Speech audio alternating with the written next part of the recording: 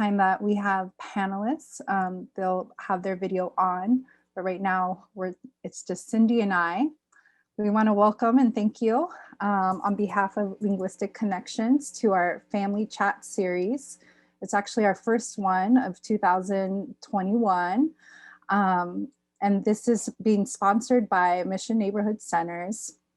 And today's topic is going to be developmental and educational support. Why now? We have an amazing amount of guest panelists being represented from Mission Neighborhood Centers Head Start Program, Golden Gate Regional Center, Help Me Grow and Support for Families, and then also from San Francisco Unified School District. So Cindy, can you next screen, please?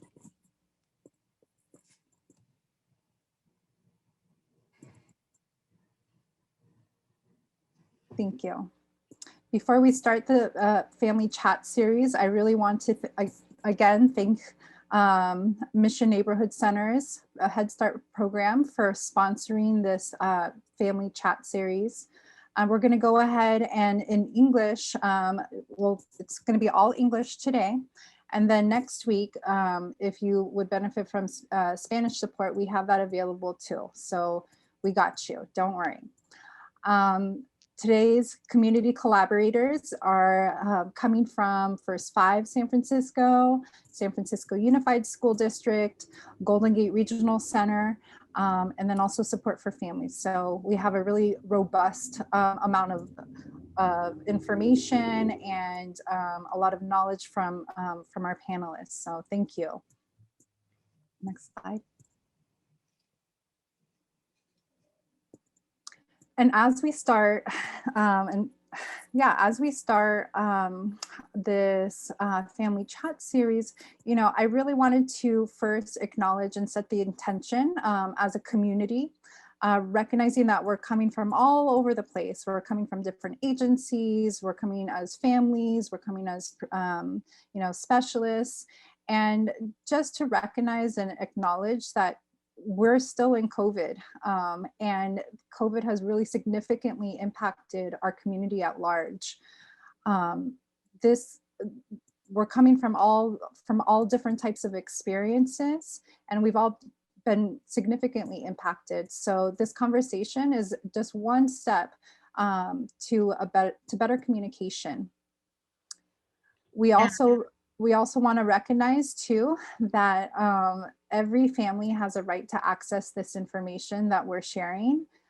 This is just a little taste of all the information that that you will be able to have access to, and we'll go ahead and give you additional resources when supporting your child.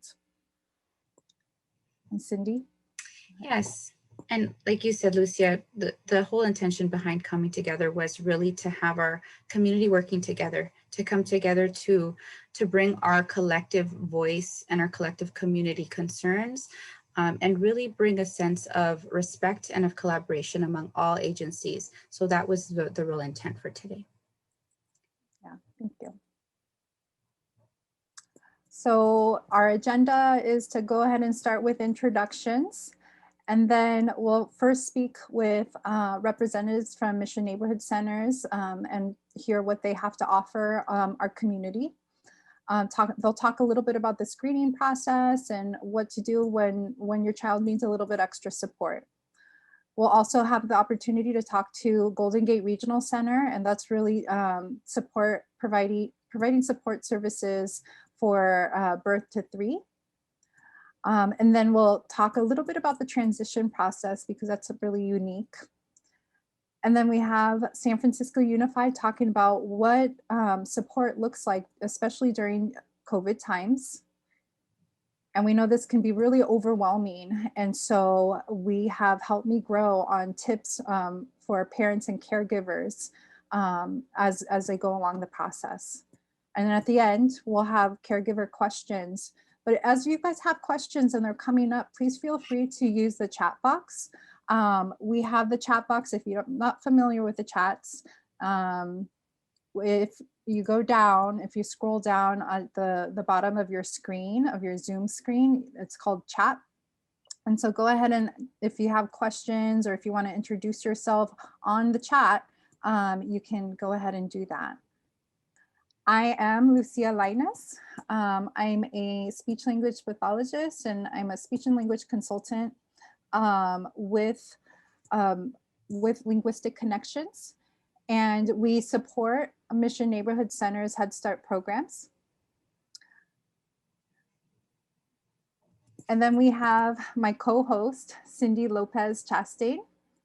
She is also a bilingual speech language pathologist, and she's a consultant with Mission Neighborhood Centers, and she's been serving the Head Start program for over 10 years. Thank you, Lucia. I'm going to end the poll, and then that way we can continue here. As you said, thank you so much. Yep, you pretty much covered it. I've been part of this community for a long time, and a speech therapist in San Francisco for since 2003 now. So I'm dedicated to this community, and I'm happy to be here and able to co-host with you today. Great, thank you. It looks like a few of you guys, let's see, can we share the results? Yes. There it is. So go ahead. Can you see it, Lucia? I can see it. Can you see it? I can see it too. So it's showing us that we have some caregivers. A third of us are caregivers here, and then another third are consultants.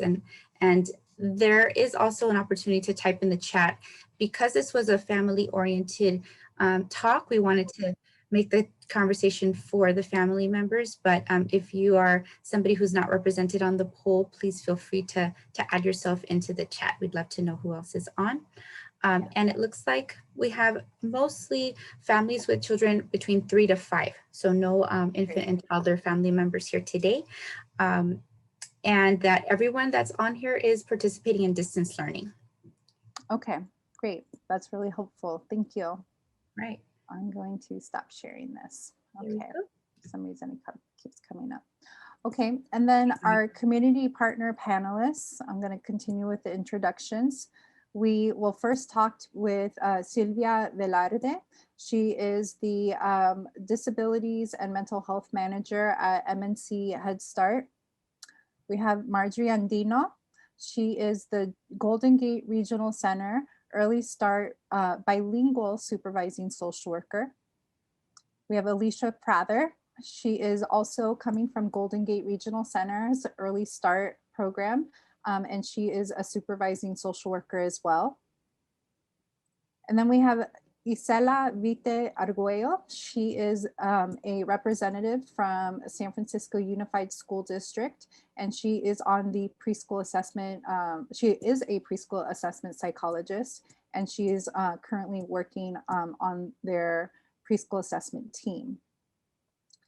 And then last but not least, we have Cristina Columbus. She is a Help Me Grow and Help Me Grow and Support for Families Care Coordinator. So we'll be talking to her, everyone shortly. Thank you. So in the chat box, we want to say, we would like for you to say, what was your child's first word?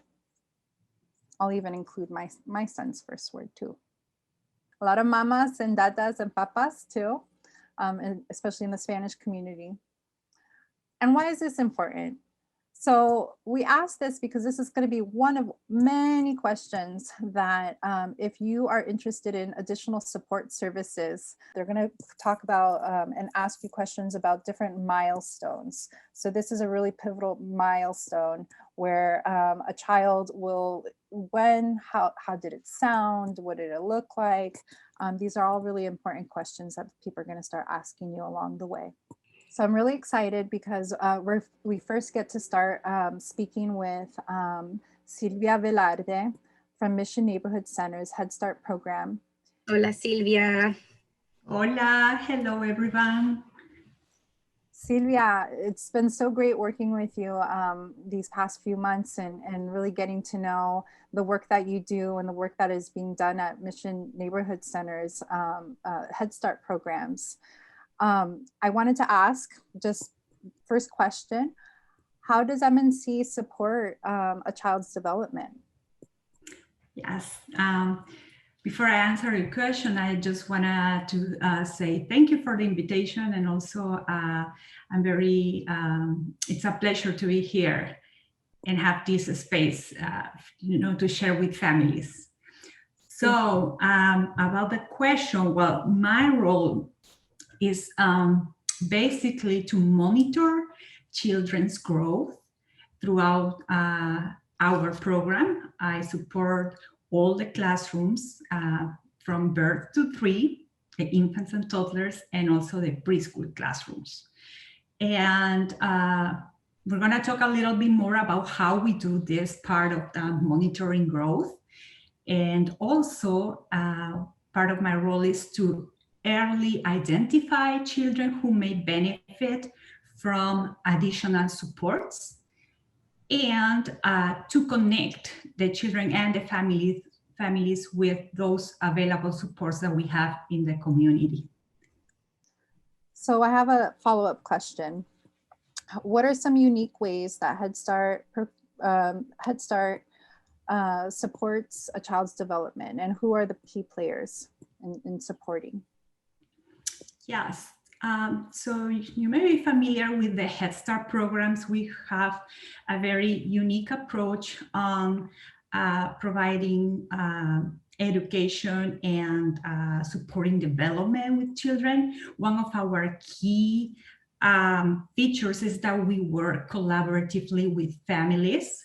We put a strong emphasis in collaborating with families, and we do that by working with our family services specialists and also our teachers, building those relationships and keeping that continuous communication, where it's really important for the teachers to learn about the children through the information that parents and caregivers can provide, to understand better what they like, what they don't like, what is an interest for them, and support the transition from home to a center or classroom setting.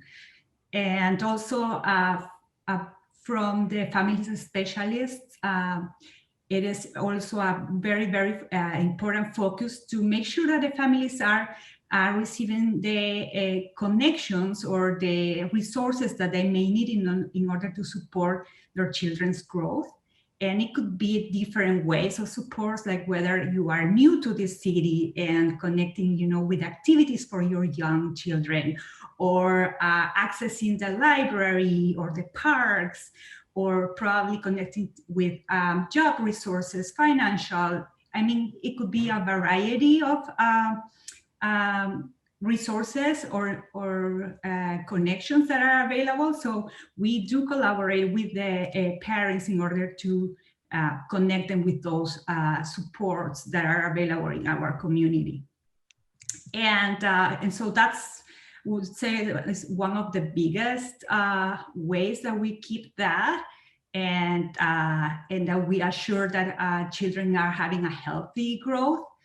And talking about health, also, it's another one is connecting them with healthy resources that may include having a pediatrician, getting their annual or bi-monthly, depending on the age, checkups, and also nutrition services, which is very important at these ages as well, and it's also a very strong component of our program too.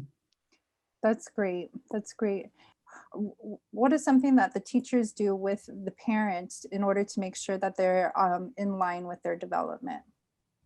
Yes, one of the first things when a child starts in our program, the teachers would do family home visits. And well, right now the home visit is looking a little bit different. It's a virtual visit. But the purpose of that is the teachers and the families can connect, build a relationship, being able to answer, the teachers will be able to answer any questions that the parents may have. And part of that visit includes a screening that the teachers will do. And that one is an opportunity not only to learn about the child and identify where they are in terms of their development, but also to share observations that the families have or questions that they may have, and talk about what are the milestones that a child should be reaching at a specific age, and any other questions related based on the family's information. And so it's really a great opportunity to have that conversation in a, a space that is dedicated just to learn about the child. That's great. It really seems like from the start, everyone, Mission Neighborhood Center is really trying to create a solid team for that student or child and their family too. Yes. Yeah. Cindy, thank you. And thinking about, okay, additional support, what does that look like? And who do you collaborate with in the community? Yes, we were talking about the family service specialists, our health and nutrition program, and we were talking also about the teachers and the families, but we also collaborate with community agencies, and we have Project Commotion, Instituto Familiar de la Raza, or IFR, and Linguistic Connection. So I'm going to talk a little bit about each of them. And the purpose of these relationships and these consultation services that we offer is to provide additional supports for all the children, and also for those who may benefit from more individualized supports. And for example, Project Commotion is a great agency which is also located in the Mission District.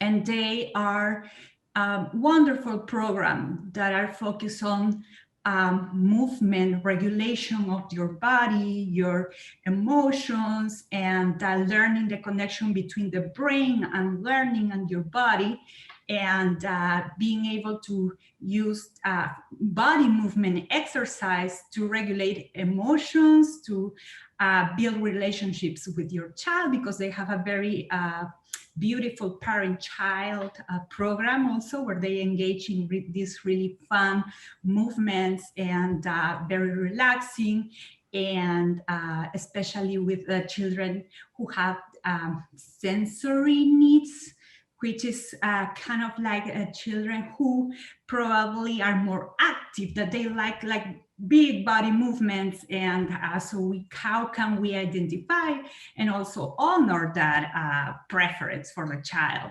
and then offering activities in the home and in the classroom that the children can engage and actually have that space where they can express themselves. Yeah, that's so important right now, that movement, kids learn through their movements, and what if their movements are, giving them different types of emotions, or, there's certain types of behaviors that are coming out. Can you mention a little bit about Instituto's support? It is a great transition to the services that Instituto Familiar de la Raza offers. Especially right now, children are spending a lot of time indoors. There are opportunities to move, to walk, to do those big exercises in the playground, running outside, having very limited and being impacted by this pandemic. And there is a connection, with your state, your emotions, your social emotional state. And Instituto Familiar de la Raza, with their consultants, they provide this amazing knowledge and consulting services for our teachers in the classroom to find that connection in between relationships, making sure that the children are in the right state of mind, that they are really building strong relationships in their classroom with their friends, with their teachers, and feeling really secure and safe. With Linguistic Connection, we have the services of Lucia and Cindy and Anna, that supports our teachers and the children in our classrooms, and making sure that they are developing their language according to what is expected for their age, and also offering consultation with the teachers on how to support language in the classroom throughout their routines, and that the children are engaged throughout their play, like in a very natural way. And when there are children who may benefit from more individualized support or consultation, Linguistic Connection will conduct screenings for speech and language, and then recommend if a more deeper evaluation will be needed. Yeah, thank you, Silvia. And you know, the next slide is perfect because the next question, what if a child needs more support? Well, when we conduct our universal screenings that I mentioned before, they are tools that we use to have a little bit more of information on how your child is doing in different areas of development, including the social emotional area. And when we identify that there are children that may benefit from more individual supports, first we're going to try with the teaching team to learn more about the child, and we are going to consult with the parents, and we're going to consult with the Linguistic Connection consultants, and then start offering more supports or more activities to support the growth of the children. And so the purpose of these evaluations is, like I said, to have a deeper understanding for a professional that it's very trained specifically to explore how the children are doing, their different ways of learning, and to use strategies that are individualized for their needs. This is wonderful. And then, you know, a follow-up question too. We're still in COVID and we're learning about Zoom, we're learning about virtual support, we're learning about all these different things, recognizing that our communities can be really overwhelmed. First, we don't know for how long we're gonna be in this virtual world. And also because we wanna take advantage of the children while they're young. Those are the early ages are the ages when children are very flexible, like plasticity in terms of acquiring knowledge, like really in different ways. Thank you, Silvia. That's it sounds like the biggest tip for me, you know, that you've mentioned. Just get them while they're young. That's the biggest piece. Is there anything else that you would like to say to the MNC community before we transition? Yes, I will like to add that we are here to support you. You at MNC, you have a whole team dedicated to providing information and support for all our children and our families, whether it's your family service specialist, your teacher, our team, and I think after you will see our contact information, my contact information, and reach out to those resources. Take really advantage of those resources. Thank you, Silvia. It's been a pleasure. I appreciate you so much. Thank you. Yeah. Okay, everybody.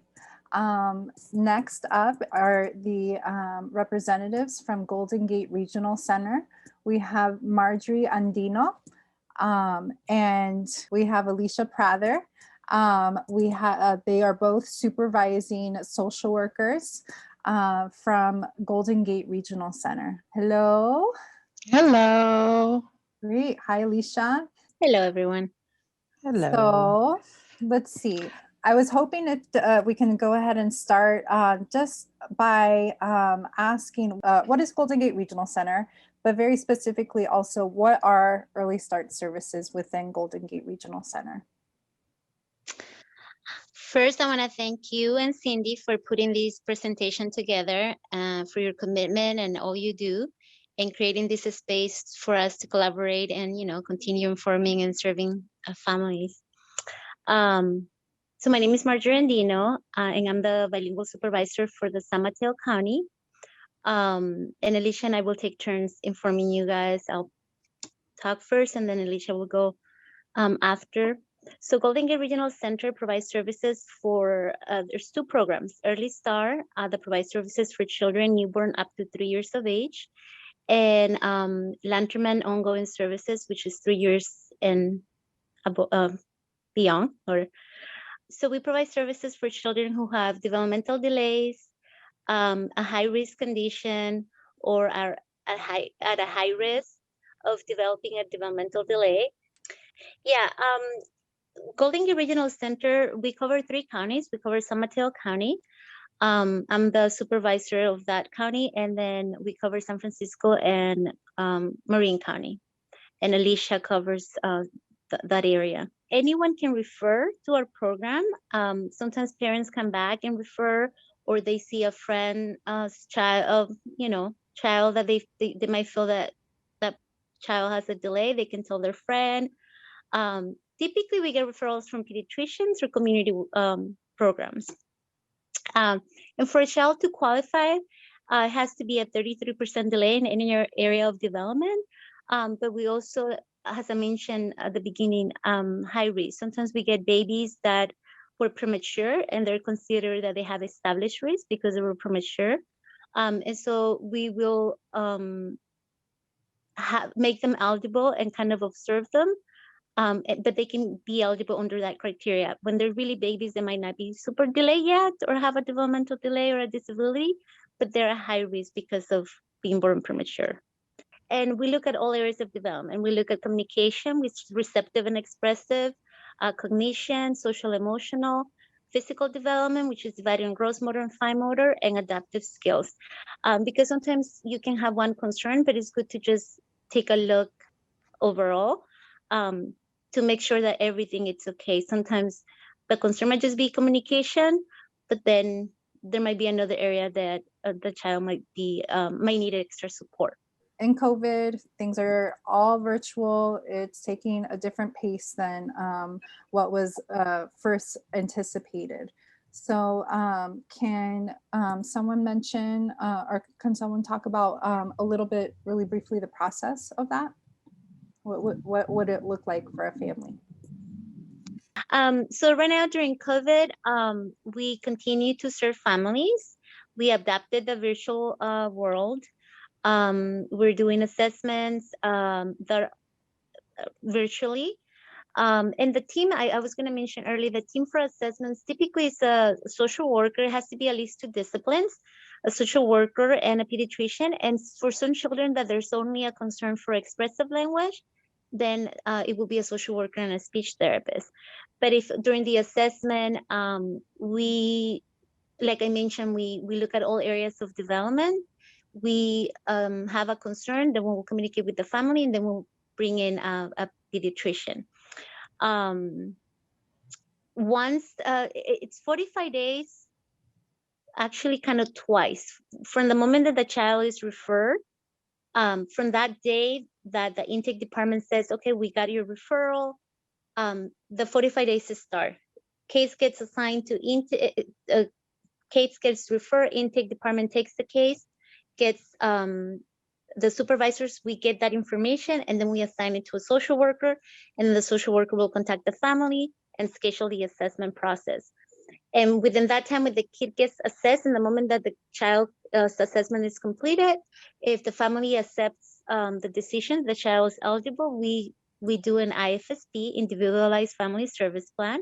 We're basically individualizing what services we're going to provide for that child. From that day, the IFSP happens, and from that day, another 45 days happen, where we try to put services in place within 45 days. We always have to mention 45 days because of the legal reasons, but also I know it's a lot of time, but it's because there's so many steps, and then Golden Gate Regional Center has to find a service for that child, the social worker, and so that's why it can take up to 3 months for a child to start services from the moment that a pediatrician or somebody says, or the family is aware that the child is going to be referred to us. Thank you, Marjorie. I know it's such a complicated process, and you guys are working so hard, and your whole team. So thank you for that ongoing work. We really appreciate it.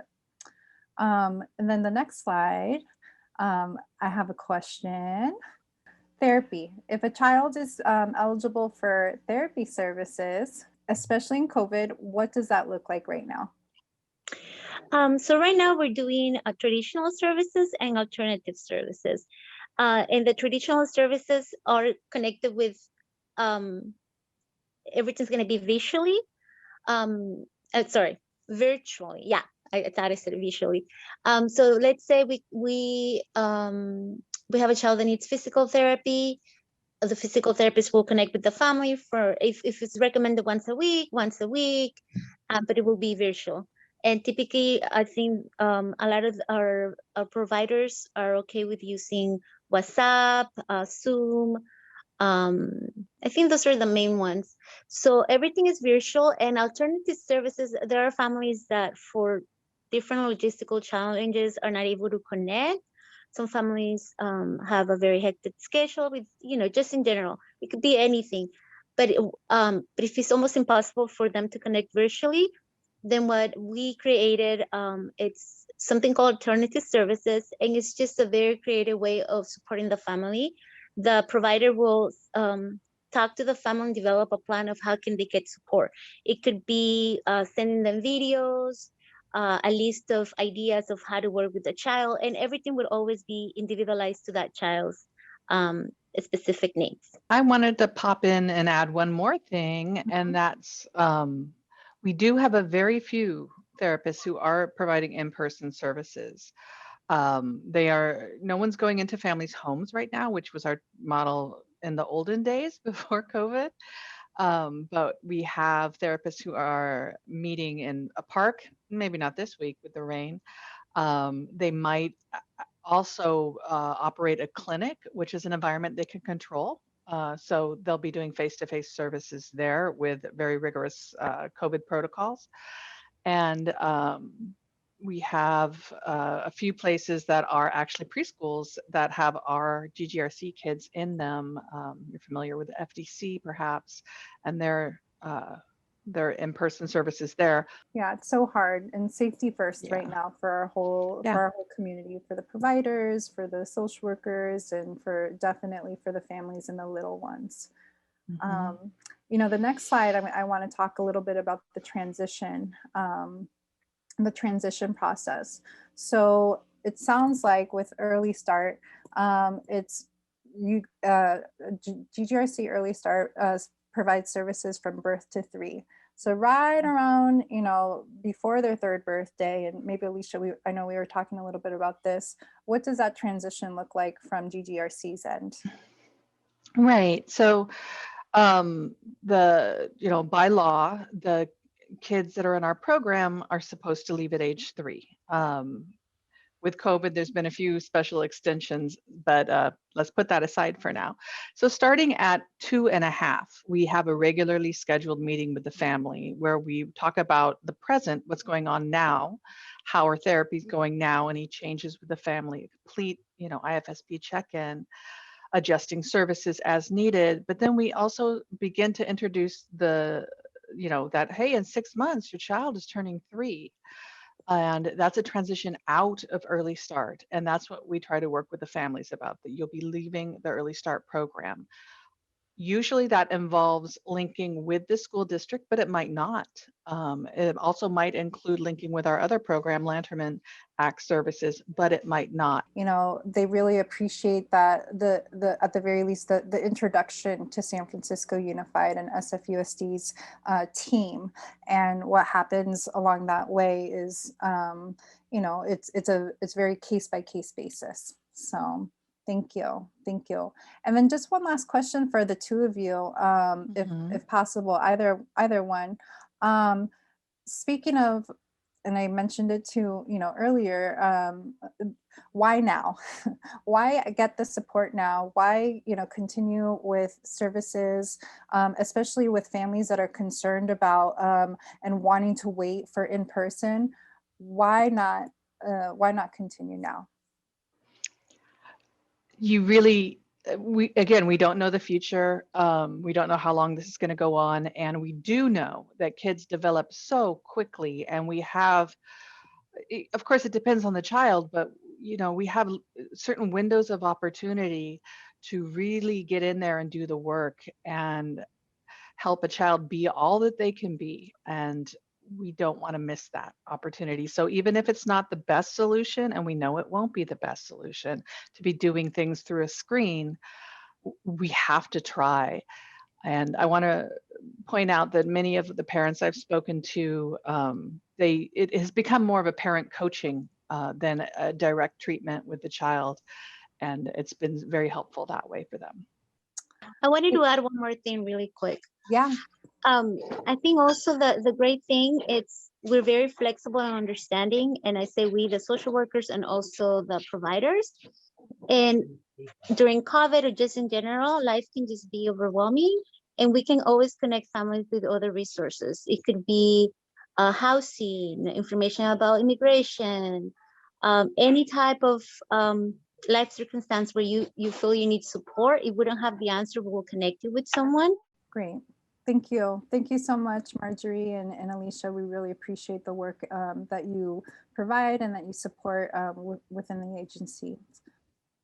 Okay, next up we have our panelist from San Francisco Unified School District, who is here to talk a little bit about the preschool assessment process. I'd love to reintroduce to you Isela Vite Arguello. She's a wealth of knowledge. She's coming from the preschool assessment team as a school psychologist. So Isela, thank you for joining us today. Thank you for having me. Yeah, we appreciate you. So let's see, where do we start? So can you tell us a little bit about your role at San Francisco Unified? Yeah, so I'm a bilingual school psychologist. I work at an elementary school in the Outer Mission, but I also work and conduct assessments for pre-K assessment center. Within the pre-K realm, I'm also considered a case manager, so I'll be the initial point of contact, getting the ball rolling in regards to assessment. Great, thank you. I appreciate that. And very briefly, I know it's very nuanced and very detailed, but in a nutshell, what's the preschool assessment process and to basically determine whether or not a student can receive services or not? Okay. So there's going to be two important timelines.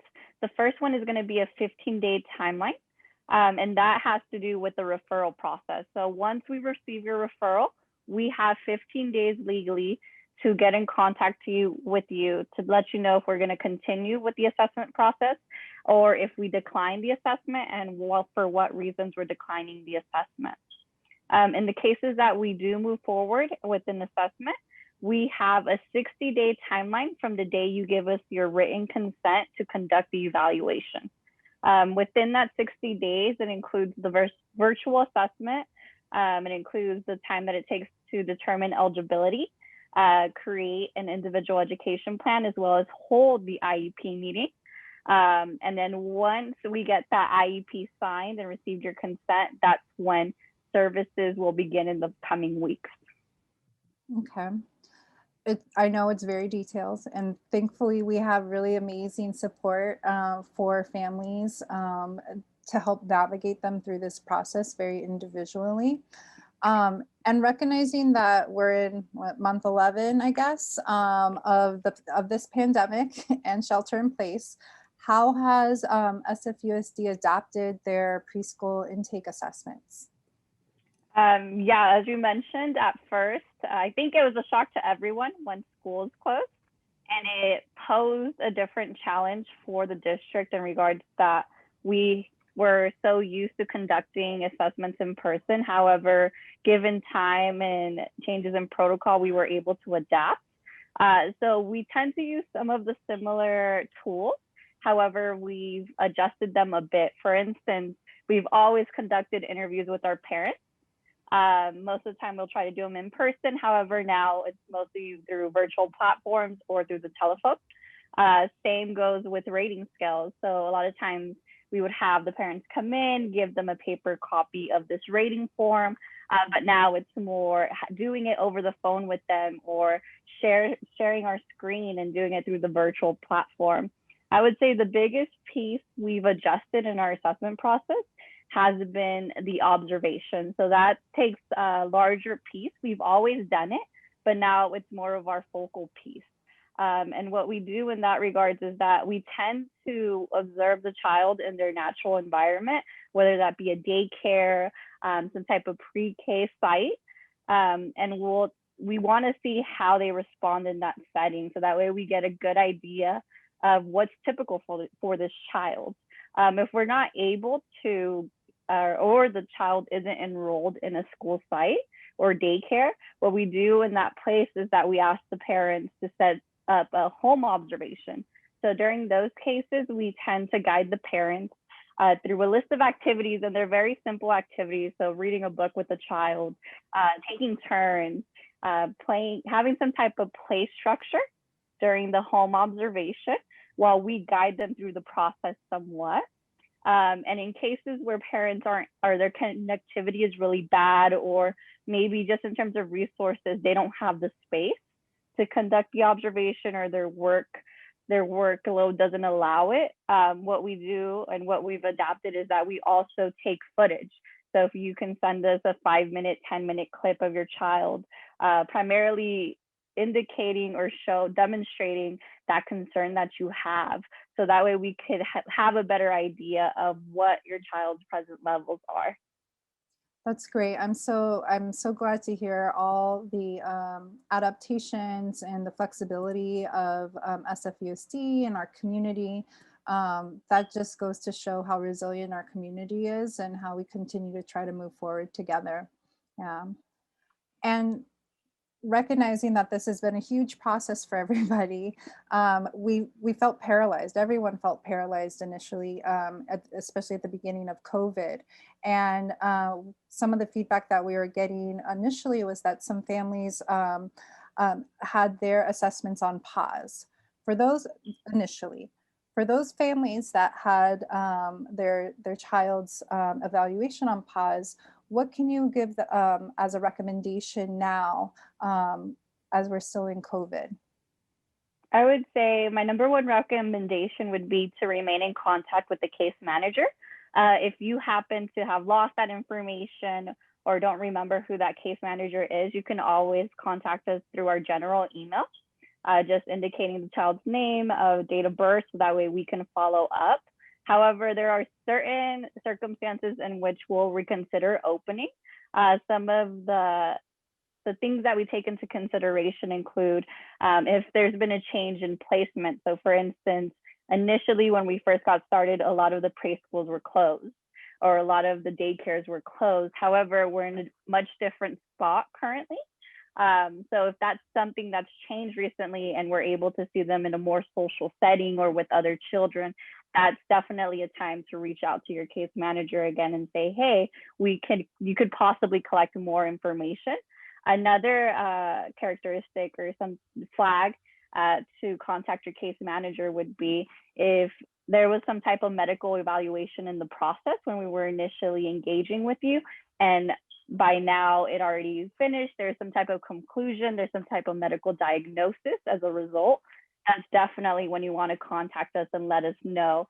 And most of the time, we highly recommend that you allow us to gain access to that report, so that way we can compare what the previous assessors have used as tools to gather information, and we don't duplicate that, and we use different type of tools. That's great. And as families are calling back, what any tips for them in terms of timelines and, returning phone calls? And I know, families are really overwhelmed, but what are some really, tangible points to just any tips for them right now? I would say our goal as a district is to try to complete the assessment within the 60 days. However, I know that in some instances we haven't been able to meet that timeline. So just make sure you're reaching out to us frequently, so that way we can serve your child as quickly as possible, because ultimately that's our goal and your goal as well. And I would say some of the things that I've seen that have halted the process have been not returning phone calls. It could be just your work schedule. You could be working 2 to 3 jobs and not be able to contact us or not answer our calls because you're at work. But sending something as simple as a text message or an email to us, let us know that, hey, I'm available on this date, on this time. All of our case managers are very flexible and they're sure to adapt to your work schedule so we can remain in contact with you. I would say the second thing that's kind of been an obstacle has been not signing off on a release of information. And what a release of information does is that it allows the school district to exchange and ask for information from the different agencies or daycares or pre-K sites that work with your child. And if we're not able to gain access to that information, it kind of leaves us at a dead end, because we're trying to gather as much information from outside sources to get a better idea of what your child's strengths and weaknesses are at this moment. That's really helpful. Thank you. So it sounds like just like GGRC and everyone else, we've adapted by whatever means possible, through text message, through WhatsApp, through FaceTime, through Zoom, by whatever means we're trying to connect with the families. And we would request, that they respond and reciprocate the, the phone calls, because I feel like that's a really big piece that you guys are such a big district. And there's so many kids, and it's really important to return those calls too. Lucia, Exactly. Can I add, Isela and Lucia, I'm hearing that something that maybe also is a piece is that it sounds like you're also reaching out to teachers and sites. And that's something that they could also be collaborators to help provide information.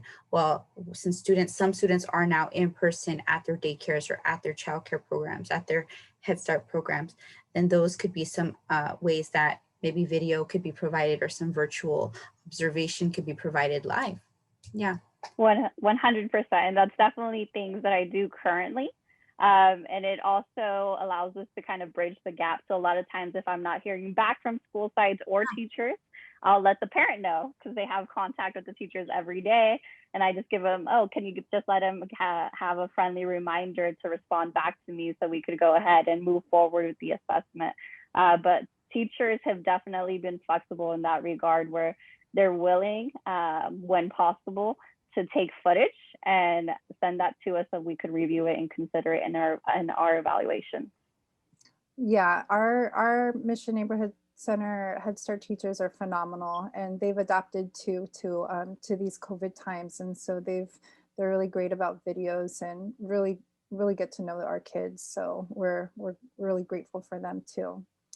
So okay, and then so we've talked about assessment, and the assessment is completed, and perhaps they're eligible for services. What is an individual education plan? What's an IEP?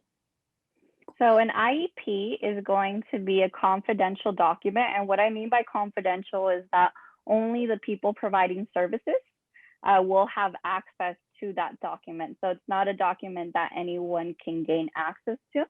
And it's also a legal document. So this document outlines legally what San Francisco Unified School District is responsible to provide to the student. Because in that document, it also includes the student's present levels. And what we mean by present levels is what are their current strengths and weaknesses. So that way, when we have the next IEP meeting, which is typically in a year, we could compare the growth that the child has made or highlight areas where they need to be continually supported. We also document accommodations and modifications in this legal document, and a sample of an accommodation would be using bright colors during instructional periods, access to different types of communication supports, such as images, in order to increase their comprehension or expressive abilities. And modifications would be some change to the actual curriculum, so that way they're able to make more progress and reach the general education curriculum. Also outlined in this document are going to be indirect and direct services. Typically, when we're referring to indirect services, we're referring to consultation services. So that's consultation between the psych and the classroom teacher. It could be the SLP, the speech and language pathologist, and the classroom teacher, or it could be the speech language pathologist and the parent. So it's really going to depend on the needs of the child. And then in regards to just direct services, that's when we get into more of the nitty gritty of this is how many minutes the district is willing to offer in regards to speech therapy, in regards to occupational therapy, physical therapy, nursing needs, as well as academic instruction if the child qualifies for a program. That's great. And then for our Spanish speakers or non-English speakers, what type of resources available for them during this this important IEP meeting? So within the IEP meeting, if your primary language isn't English, you have the right to request an interpreter to be present. You also have a right to request that all the documents reviewed in the IEP be translated. Typically, we're not able to get those documents translated prior to the meeting, but you will have access to the interpreter during the meeting, and we will typically get the translated documents to you within 2 weeks of the meeting, and you can wait until you receive those documents to make your final decision. Okay, that's really helpful. Thank you. So say you went through the IEP services or the IEP and they said, yes, we need support. What is therapy looking like during COVID right now? So once we get your written consent to move forward, a lot of the therapy or direct services that San Francisco Unified School District is providing families, it's similar to what GGRC had mentioned. So we're all doing it through video conference. So whether that's WhatsApp, FaceTime, Zoom, Google Hangouts, that's typically the platform that we're using. And what we're trying to do is mimic as much as the IEP as possible during this distance learning, but we'll also offer an emergency learning plan, which will detail what services will look like during distance learning. But typically we try to keep the minutes about the same. They might be reduced a bit, in particular in regards to academic instruction, because we know it's very difficult for children this age to sustain their attention. However, we do provide support in each of these areas. That's great. That's great. And so any helpful tips for families that their child is about to start therapy or is in the process? Any helpful tips for them? Yeah, I would say at this time, having the screen be as big as possible, but we understand if you only have access to a phone at this time. It's also a huge recommendation to have an adult or caregiver present. Just so that way you can redirect the child, because we know at this age, for a lot of children, without any concerns, they have a lot of difficulty sustaining that attention and engaging. So just being there, being able to redirect them. I would also highlight having an environment free of distraction, if possible, and if you have the space within your home, creating a little work area for them. So that way they can get in the routine and learn the expectations of when I'm in my work area, this is what is expected of me. And also letting the therapist know if the child needs a break. So it could be you have your session scheduled for 30 minutes or 20 minutes, perhaps talking to the therapist and letting them know if it's possible to take a quick break in between those sessions or within that session. So that way the child could get a little bit of breather. And what I've also seen that's helpful is communicating with the teacher or communicating with the therapist to see if there's any way you can integrate any of the activities or have any hands-on manipulative and presented within your home, so that way your child could follow along. For instance, if you're having a bubble activity, the therapist could be blowing it on the screen. However, you can also have the child access the bubbles on your end. That's amazing. Thank you. I really love how I know you're provide assessments, but it sounds like, you know, your colleagues that are actually providing therapy services have really been very flexible, and so have the families. Yeah, so thank you so much, Isela. I really appreciate you and all the work that San Francisco Unified School District is doing too. So recognizing that this is a really overwhelming experience and process for our community and the caregivers that are trying to navigate this, just honoring that. It's overwhelming for a lot of people and including the providers and everything, and just taking a big sigh of relief and just even having a collective big sigh, it just is very helpful. So thank you. Thank you. And honoring the fact that, you know, everyone can feel really overwhelmed, especially with COVID and non-COVID, it can be very overwhelming. I'm so grateful to have with us our representatives from Help Me Grow and Support for Families, Cristina Columbus. She's a care coordinator with Help Me Grow. And she's going to talk a little bit about us where this is all for the families. This is all for the caregivers and how to navigate this process. So next slide, Cindy, please. Thank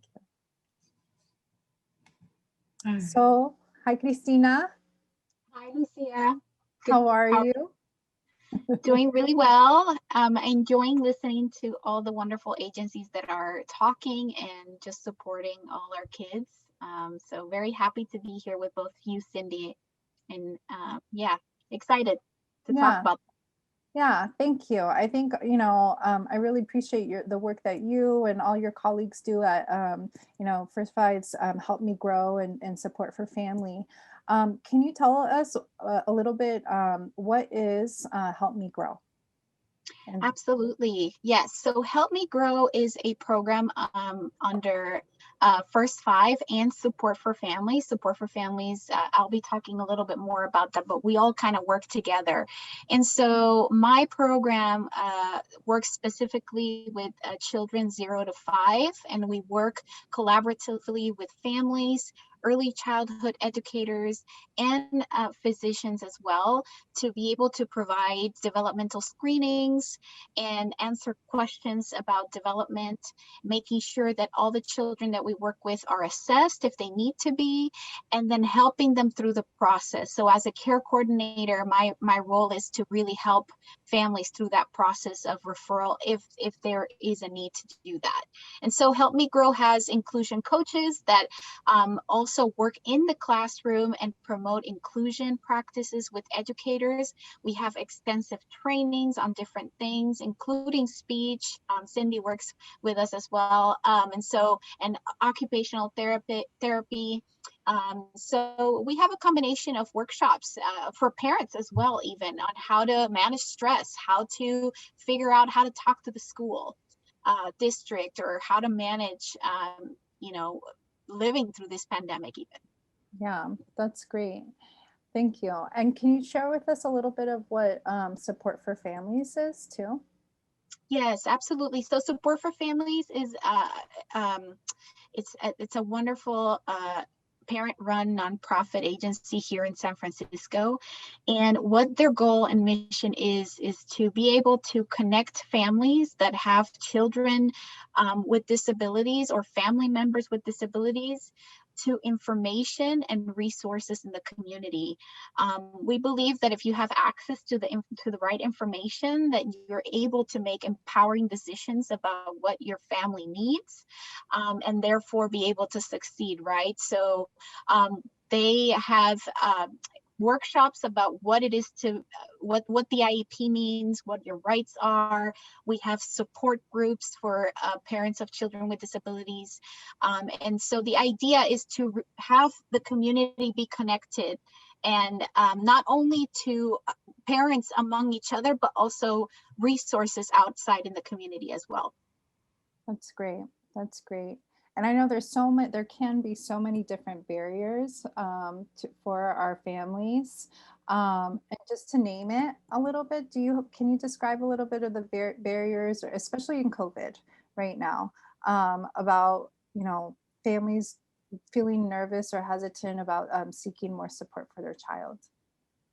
Yeah, absolutely. This time is definitely very challenging. And I have to say that I commend every parent that's listening to this and trying to get information, because it can be overwhelming, but we are here to tell you that you are not alone, and that we understand. We understand that the process is difficult sometimes, or feels that way. So there's a lot of things that could create a lot of tension for a family, or discomfort in terms of trying to reach out for this process. Some of it can be the stigma of special education. Culturally, for some people, this is something that in their own countries is not seen as something that is talked about very much. It's kind of taboo. So coming here and having to work through that can be very challenging for some families. Just not knowing what the process looks like, feeling like I don't know where to start or how to begin. Maybe misconceptions about what special education means, because special education is definitely a big umbrella. And when you receive for example, a packet for the San Francisco Unified School District, you will see the word special education, which can be very overwhelming for parents, and say, wait, but my child is just getting assessed. I don't know if there's a disability. And the truth is that we don't know, right? When you start the process, you really start from scratch. And really the assessment is to tell you, okay, where is your child at? Yeah, thank you. And anything that you would tell parents or caregivers right now as they are navigating, any tips or any words of wisdom? Absolutely. So, our jobs at Help Me Grow and Support for Families, that's our passion. Our passion is to work with parents and families. We truly believe in the power of knowledge for parents. We want you to have the knowledge and the power to be able to make decisions that are best for you. For example, all the parents that I work with, I always make sure they understand that this is their process and their decision, and that I am here to walk you through it, and I will go as far or as little as you feel is best for you. We are here to walk you through it, to inform you, to be that hand-holding person that you can talk to, and just come and ask questions without any type of judgment. There are ways to really go through the process in a way that's organized, and that you understand your rights, that you understand what kind of supports you could get, what kind of access you can get. You're not alone in this process. That's great. I really, really appreciate that. And I'm sure that all the parents and families that you serve really appreciate your support too. And I just really wanted to highlight too that as we can see here, that Support for Families has monthly offerings, and they have very frequent offerings. I would highly recommend signing up for their newsletter for all the amazing workshops and everything. Cristina, can you mention a little bit about what they offer for the IEP support?